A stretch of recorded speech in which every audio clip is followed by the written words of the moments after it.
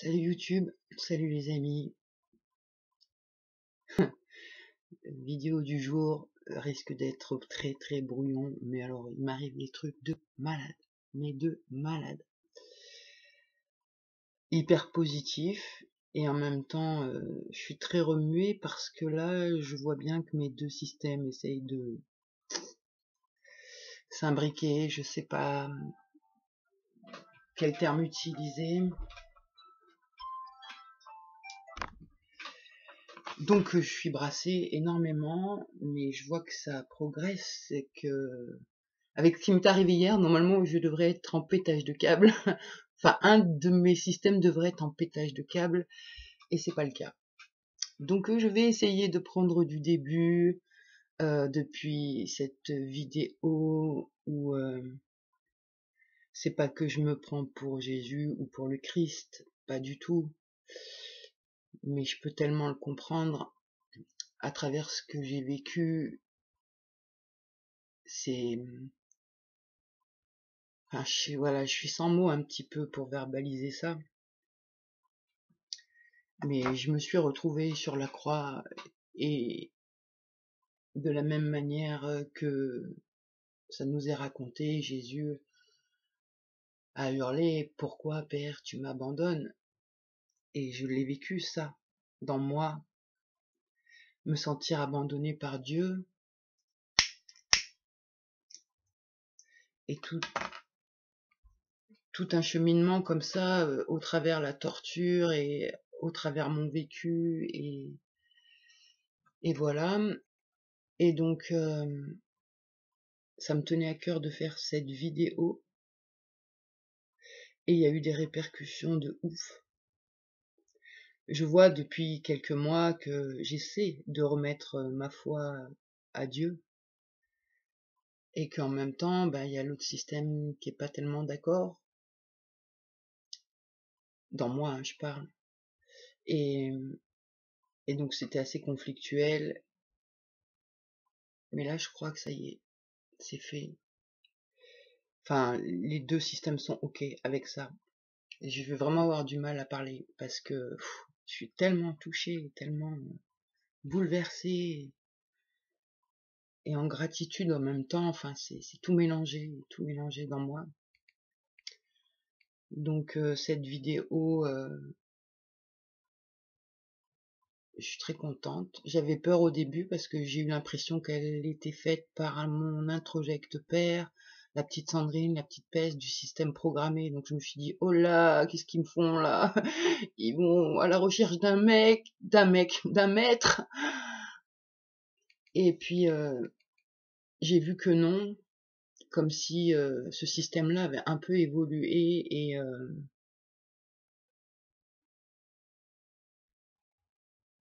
enfin, je sais pas comment le dire, quoi. C'est des messages pour mon autre système. Enfin, je sais pas le verbaliser. Mais enfin, j'ai vu ça, et je me suis dit, ils ont vachement évolué. Je me suis vu aussi, j'ai vu que dans mes deux systèmes, il y a les mêmes choses, mais pas programmées pareil. Disons que ça se ressemble. Dans les deux systèmes, il y a mon père, et dans les deux systèmes, il y a la petite Sandrine, la petite peste. Ils ont pas les mêmes fonctions, et j'ai l'impression qu'en fait, c'est peut-être de l'intégration, un mélange des deux systèmes. Bref, en tout cas, je vis ce truc en interne, où je fais cette vidéo en lien au Christ, un appel au secours à l'humanité, disant: vous allez pas laisser refaire ça. Pas que je me prends pour Dieu, pour le Christ, je veux dire, mais tous quelque part on souffre, et on porte sa croix, comme on dit, quoi. Et donc suite à ça, parce que là voilà, je vais avoir beaucoup de mal à verbaliser, je suis à plat et je me sens bizarre, mais pas bizarre mal, hein. Je suis épuisée, mais sereine, en paix. Et je connais pas ça, je connais pas cette sensation. Donc je vais essayer de pas m'égarer. Qu'est-ce qui s'est passé? Donc suite à ma vidéo, déjà je reçois plein de cadeaux. Voilà. Et le lendemain, j'ai des personnes qui m'appellent, on t'envoie ça par la poste, on t'envoie ça, Ah, c'est quoi tous ces cadeaux là? C'est quoi tout cet amour? Et puis bon, bah voilà, j'étais contente. Et puis je rentre en connexion avec un ange humain. Alors je dis pas les prénoms, je dis pas trop d'infos, j'essaye d'être discrète, mais quand même d'essayer de raconter ce qui s'est passé. Et déjà, cette personne, c'est un homme, et quand je l'ai au téléphone, oh la voix, mes antennes directes, c'est une voix chaude, c'est une voix douce, il y a de la bienveillance, il y a une profondeur, mais une profondeur. Donc bah voilà, on commence à papoter, faire connaissance, on parle de nos vies respectives, et c'est une personne qui est vraiment très connectée à Dieu. Ah, j'ai vécu un truc de fou, mais vraiment. Et donc on parle, et dans nos discussions, on parle d'entité, on parle d'emprise, on parle d'objets d'emprise, et puis il me raconte une anecdote, et là, ça pop dans ma tête. Parce que ça fait des années que je me fais exorciser, nettoyer, nanani, nanana, mais que ça avance à pas de fourmi, quoi. Et puis en plus, j'ai des parts qui sont récalcitrantes à ça, qui ne croient pas aux entités et tout, donc gros bordel quand même. Et je crois que, ben, ce qui faisait que je ne croyais pas aux entités, je viens de le démonter, quoi. Donc on parlait de ça, d'objets, d'emprise, etc. Et là, ça pop dans ma tête. Je me dis, mais non, mais oui, mais c'est évident. Et je vais vous raconter la petite histoire. J'avais entre 18 ans et 19 ans. À l'époque, mon père avait une maîtresse. On venait tout juste de commencer à se reparler parce que de mes 8 ans, 7-8 ans jusqu'à mes 17 et quelques, on ne communiquait pas. Et vers 18, je lui ai dit j'en peux plus de maman, j'en ai marre. Et donc j'avais besoin de soutien, donc je suis retournée vers lui. Et là il m'a dit bah tu m'étonnes, ta mère elle me saoule, de toute façon j'ai une maîtresse, je vais te la présenter, mais chut, surtout tu dis rien. Bah oui, hein. Et donc je rencontre cette femme qui s'appelle Laure, et qui a une amie qui est médium, qui s'appelle Marie. Et moi qui étais dans le satanisme sans le savoir à cette période-là, je faisais tourner les tables, je faisais de la voyance. Pour moi c'était magique, hein, mais je voyais pas le mal. Et donc elle me dit, si tu veux, Laure me dit, donc la maîtresse de mon père me dit, si tu veux, je te présente mon amie médium, elle pourra t'apprendre des trucs, elle pourra t'aider et tout, ça pourrait être cool. Je fais ouais, génial, et ben tu lui donnes mon numéro de téléphone, donc j'habitais chez mes parents à l'époque, il n'y avait pas les portables, hein, et, euh, et voilà. Et puis un soir, avec les amis de l'époque, on avait entendu parler d'une maison hantée, et on décide d'aller se faire peur, d'aller jouer à la peur, et d'aller là-bas. C'était une maison très spéciale, où on pouvait que rentrer par effraction, par un espèce de... Les escaliers, en fait, avaient été fracassés, ça faisait un trou où on pouvait rentrer, et on arrivait dans le garage, et ensuite on pouvait monter dans la maison. Et là, j'ai vécu quelque chose d'assez surprenant et improbable, c'est que toute la maison était murée de l'intérieur.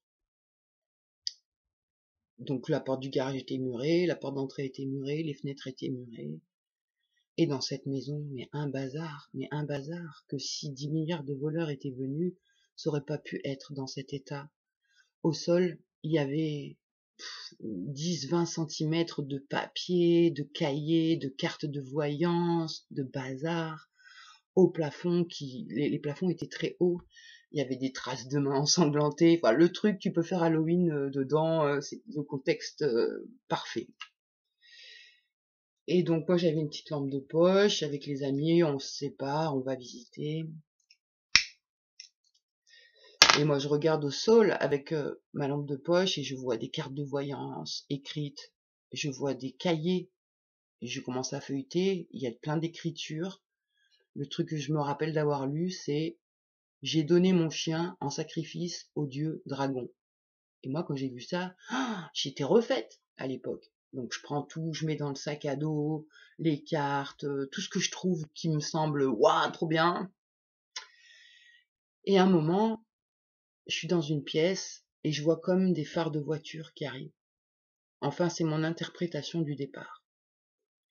Et tout de suite, je me dis, ben non, c'est pas possible, je mets ma lumière et je dis, c'est muré, je peux pas avoir vu des phares de voiture.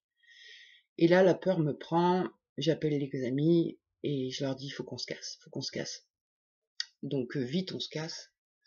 Du moment où je franchis le trou dans les escaliers pour sortir à l'extérieur, c'est comme si je prends un coup de massue sur la tête, mais personne n'est là pour me frapper, mais je ressens comme un coup derrière ma tête, et je suis sonnée et j'ai la migraine.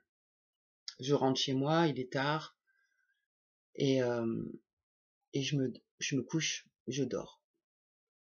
Le lendemain matin, à 9 heures le matin, le téléphone sonne, ma mère vient me réveiller en me disant c'est pour toi. Moi, mes amis ne m'appellent pas à 9 heures, hein, ils savent que non, je dors. Et là, c'était Marie, la voyante, que je ne connaissais ni en noir ni en blanc, et qui avait décidé de m'appeler donc ce matin-là. Et direct, sans bonjour, sans je suis Marie, sans se présenter, elle me dit qu'est-ce que t'as fait hier soir? T'étais où? Qu'est-ce que t'as fait hier soir? Moi là déjà, je fais oh comment elle sait? Je fais non, j'ai rien fait, mais j'avais ma mère à côté, donc je fais non, ben non, rien, j'étais avec mes amis. Qu'est-ce que t'as fait? Qu'est-ce que t'as fait? Ben rien, est-ce que tu peux venir me voir aujourd'hui? Je fais oui. Donc elle me donne son adresse, je vais la voir. Quand je frappe à sa porte, elle ouvre. Et là, elle recule de 2 mètres, elle me dit n'entre pas, n'entre pas. Je me dis elle est tarée, cette bonne femme. Et puis elle va chercher son enfant, elle fait des trucs comme ça, et tout. Et elle finit par me laisser rentrer. Elle me dit qu'est-ce que t'as fait hier soir? Alors là, je lui raconte, vu qu'il n'y a pas ma mère derrière, je lui dis, on était dans une maison soi-disant hantée, il s'est passé ça, ça, ça, ça. Elle me dit, ouah, t'as pris le mal, t'es possédé. Et moi, je supporte pas ce mot, hein. Et d'ailleurs, suite à ça, j'ai fait une tentative de suicide. Mais je finis de raconter donc mon histoire. T'es possédé et tout. Donc ben ah ouais, d'accord, ok, moi j'y connais rien. Alors elle fait des incantations, fait brûler de l'encens, elle me donne de l'encens à faire brûler chez moi. Je rentre chez moi, je suis perturbée. Ma mère qui ne me parle pas d'habitude et pas du tout branchée ça, elle vient me voir, elle me dit je sais pas, j'ai peur, je ressens un truc, j'ai regardé la lune, j'ai un mauvais pressentiment. Bon bah je me suis fait une TS derrière, donc c'était peut-être ça son pressentiment. Et donc cette femme m'offre une médaille d'un Saint-Christophe qui mesure gros comme une pièce de 5 centimes d'euros, hein, euh, minuscule. Et donc c'était entre mes 18 ans et mes 19 ans. Donc après ça, donc je fais ma tentative de suicide. Ma mère vient me voir à l'hôpital. Mon père dit à ma mère, elle peut crever. Ok. Et puis les années passent. J'ai jamais porté cette médaille. Par contre, un truc surprenant, je n'ai jamais perdu cette médaille. Elle a toujours traîné dans mon sac à main, ou dans mon portefeuille, ou dans une petite pochette du sac. J'ai 50 ans. Je n'ai jamais perdu cette médaille. Et je m'en suis jamais soucié non plus. Et là, hier donc, avec cette discussion avec cet ange, je prends tout dans la figure et je me fais waouh, la médaille que j'ai jamais perdue et que j'ai jamais pourtant prêté attention. Alors que bah voilà, moi je suis une tête en l'air, je perds beaucoup les choses, sauf ça. Donc avec cette personne au téléphone, avec cet ange, on parle beaucoup. Il me parle de la Bible parce qu'il a été élevé dedans et il a fait beaucoup de recherches pour comprendre. Et là, il me sort des versets de la Bible. Et dans moi, ça me fait des trucs de fou. Et je pleure, et je pleure, et je pleure, mais de gratitude, de libération, comme si je savais. Et à chaque fois qu'il me disait un truc de la Bible, je disais, ben ouais, mais moi, je l'exprime autrement. Moi, j'ai pas lu la Bible, mais moi, ça, je l'ai dans moi, ça, je l'ai dans moi. Et donc ça validait tout ce qu'il me disait. Enfin, j'ai vécu un truc de fou, de libération, de pleurage énorme. Et, et on en convient qu'il serait bien que je me sépare de cette médaille. Et donc je pars. Je me sentais mal hein, à l'idée de me séparer de cette médaille. Je me sentais super mal. Et j'ai réussi quand même à le faire. Je suis allée à la rivière. J'ai éclaté la médaille et un autre truc aussi assez symbolique offert par une personne pas très saine. Je sais pas pourquoi j'ai ressenti, c'est pareil, je me suis dit c'est bizarre, ça c'est un objet que j'ai toujours gardé alors que moi je me suis pas matérialise, je perds tout. C'était un chapelet. Alors pas que je voulais exploser le chapelet de Dieu, mais les mauvaises ondes plutôt qui avaient été mises dessus. J'ai tout massacré, j'ai tout massacré. Et j'ai demandé à l'eau de la rivière de nettoyer et de me nettoyer. Jamais je prends de photos, je n'y pense pas, je ne prends pas de photos, jamais. Et là, quand j'étais prête à aller dans l'eau, mettre les pieds dans l'eau pour demander à l'eau de me nettoyer, à Dieu de me nettoyer, je sais pas pourquoi, j'ai pris mon téléphone, j'avais besoin peut-être de pas être seule, j'avais peur, je sais pas. Et tout seul, ça prenait plein de photos. Et je me disais, alors je me disais peut-être c'est une part de moi qui fait ça parce qu'elle veut un souvenir, enfin, j'ai laissé faire. J'ai vécu un moment hyper intense. Et ensuite, je suis rentrée chez moi et j'ai regardé les photos, mais plus profondément, enfin, en agrandissant, en faisant des zooms. Et là, j'ai vu des entités partir. Là, j'ai la porte qui arrête pas de faire des courants d'air. Ça me perturbe. J'ai vu plein d'entités partir. J'ai pleuré parce qu'à un moment, alors c'est mes délires, hein, on est d'accord, c'est mon interprétation, mais voilà, je vous la confie. Le petit que j'ai été obligé de sacrifier sur l'autel pendant le rituel satanique, j'ai l'impression que je l'ai vu, que ça l'a libéré. J'ai pleuré, j'ai pleuré, j'ai pleuré. Mais pas de tristesse, pas de peur, de reconnaissance, de libération. Je peux pas mettre d'autres mots, c'était tellement puissant. Et donc, je vais publier après cette vidéo-là ce qui s'est passé à la rivière. Et là, j'ai vraiment la foi. Je crois que peut-être sur mes deux systèmes, il n'y en avait qu'un qui avait la foi. Maintenant, c'est comme si les deux avaient la foi.